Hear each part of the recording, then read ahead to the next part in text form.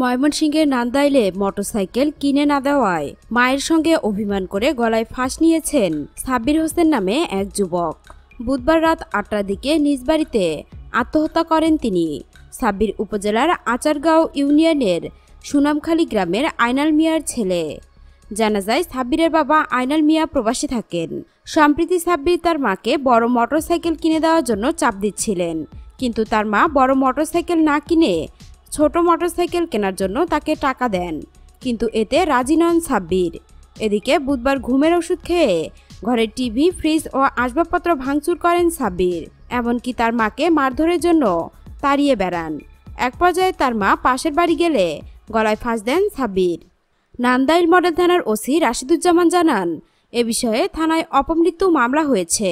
পরিবারের পক্ষ থেকে কোনো অভিযোগ না থাকায় মরদেহ হস্তান্তর করা হয়েছে। দর্শক, এখনকার মতো এখানেই শেষ। পরবর্তী আপডেট নিউজ পেতে আমাদের এই চ্যানেলটিকে সাবস্ক্রাইব করে রাখুন। ধন্যবাদ।